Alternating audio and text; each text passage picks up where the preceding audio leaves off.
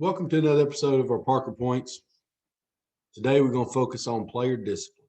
Talk about one of the more difficult topics that a coach would deal with. It's not worrying about team policies and procedures is really not our most popular topic, and something a lot of coaches don't spend a ton of time learning or getting PL on. But really, it's probably one of the more important topics.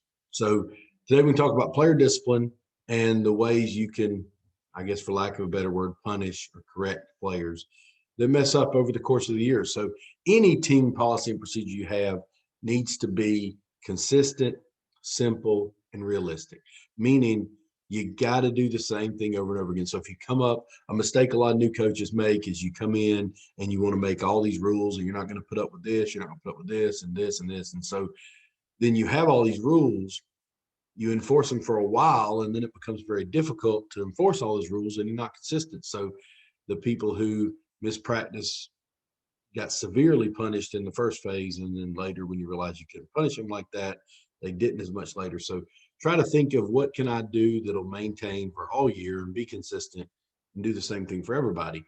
Try to make it simple. Don't have 800 convoluted rules on exceptions of things. Make it simple. For us, we talk about something like missing practice, which is a simple thing you discipline players for. It's easy. There was unexcused and excused. You were unexcused, you got this. If you're excused, you got this.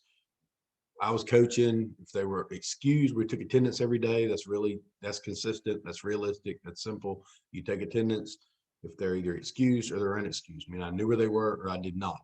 So if they were excused, we would put them what we call on distraction list one day. We run them, no big deal. Not to punish them, but just because we were practicing and they weren't there. So maybe usually what equated to one day on the distraction list was 5 over and backs or something like that.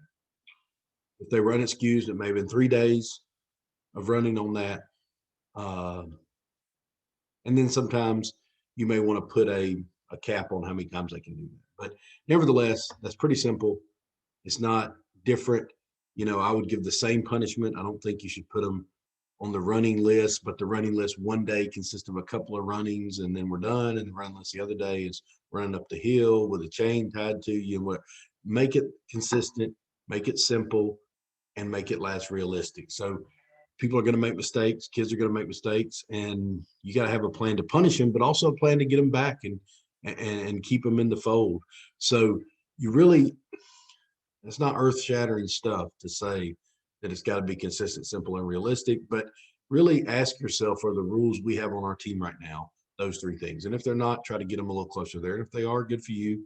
You don't need my help on it. Designed to correct, keep that in mind as a key for player discipline, meaning you're not supposed to be excited about punishing a player. You're not punishing is not even a great word. We want them to remember that they can't do that. So if they got in trouble at school, and you say, if you get in trouble at school, you're going to run for this many days, which is what I would have done. We'd have had the same rule. Get in trouble at school, you're going to run after practice. You know, that's not to punish them or laugh at them or make them mad or whatever. It's designed to correct. So a lot of times you tell the player that, tell them like, hey man, we're going to run you because we want you to remember that you can't get in trouble in class. You got to be fair and consistent with it, which is no different than what we just talked about. And you can't punish one kid for getting in trouble in class and not punish the other one. If you don't have a real tight plan, that's easy to do accidentally. I think people would hear me say that and think, well, no, I don't do that. Nobody does that. Well, I think accidentally people do that. I think accidentally people do punish someone one day for missing, practice, or punish somebody for the teacher sending an email about how they're getting in trouble in class. And then later, I think sometimes they don't. If there's not a clear plan of when you do this, you get this, then it's easy to accidentally not be fair or not be consistent. Uh, Also be empathetic. And of course, missing practice and getting a little minor trouble in class is not something they need your empathy on. But if it's a major problem, they've gotten arrested, drugs, alcohol, some of the bigger stuff, fights, uh, it's not going to do any good for you to go piling on. Punish them, be fair and consistent with it. Make sure they understand what the procedure is, but let them know, hey man, we've all messed up. We're going to punish you. We're going to have to make you understand that something we got to make you do, but we're here for you. The best coaches are able to be compassionate, empathetic, and also still punish, because I didn't say let them get away with it. There's got to be a balance between getting away with it and being compassionate toward them and letting them know, hey, we've all made mistakes. We're going to help you get through this mistake and we're going to be here for you. But then we are still going to have to punish you. And if you do this again, we're going to give you this. If you can do both of those, you're getting there. We kind of already brought some of these things up, but basically you're going to find your player disciplining issues falling into these three categories. The most consistent one is missing practice. I mean, that's probably no matter what sport you coach or what you do, you're going to have some kind of plan for people missing practice. People have disappointments and going on vacations. I don't know, but they find a way to miss practice. So didn't bother me when it was excused, but unexcused, of course, that's, And if you say something like, if you miss practice 3 times unexcused, we're going to throw you off the team. Absolutely. Sounds like a great plan.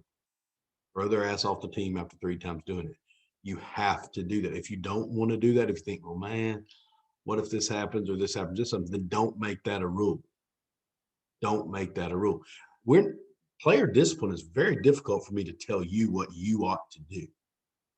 You handle your team, but all I can tell you is give you some guidelines on how to do it. I don't care if you throw them off the team after missing 3 practices or if you don't throw them off the team for missing practice. Just make sure whatever one you say you're going to do, that's what you do. It's got to be really that simple.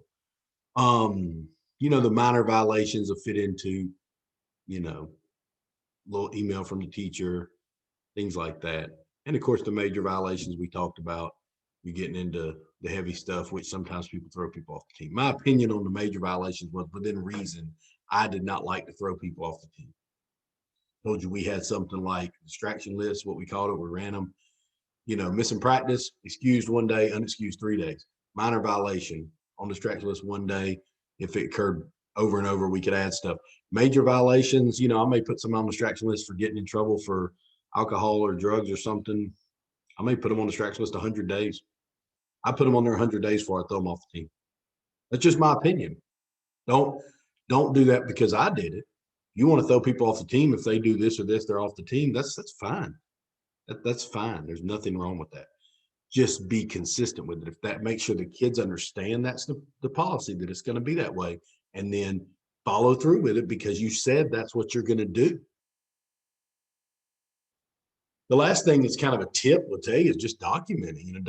Have some kind of plan, even if it's not you. If you're the head coach, if you're coaching football and you got many assistants, you might pass this on to somebody else. Coaching another sport, it may have to be the head coach doing it, but just keep a little running log or something where you're writing down who's running, writing down the times you gave people issues for missing practice, minor violations or major violations, because the major ones you're definitely going to remember, but some of the minor violations and things you're going to kind of forget. And you need to have that documentation. So you talk to these parents, you can say, look, we had this issue on October 12th and this issue on November 4th. And, it's over and over and over again. So here's where we are. Make sure you have your stuff together and can present and deliver that information is just really, really, really important. So make sure you're being fair and consistent, but make sure you're documenting. If you can find some time, and it could be something very, very, very simple to document. We're not telling you to write a dissertation.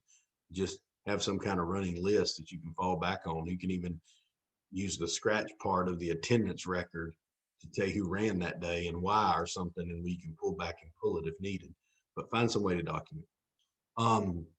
So these are the things we wrote in the Head Coach Academy book on this exact topic of things to consider. And the book's basically about anything that we think a head coach can deal with, but every chapter, every subheading has things that you should consider. And it doesn't tell you how to do it, but things you, the coach, need to know the answer. So I hope I didn't sound like I was telling you how you should discipline your team. That's up to you. But you need to know the answer to these questions.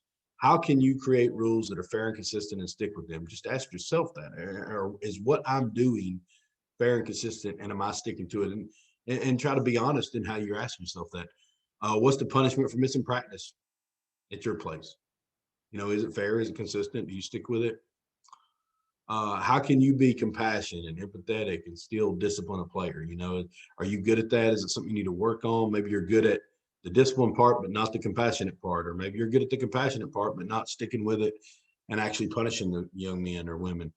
And what's the way you can document? What's your plan? How you document this thing? So kind of ask yourself those questions. You answer them. You're doing the best you can on player discipline, man. Just keep working, doing the best you can. If you're not, then let's reevaluate. Starting today, let's do better. Try to set the standard on how it's going to be.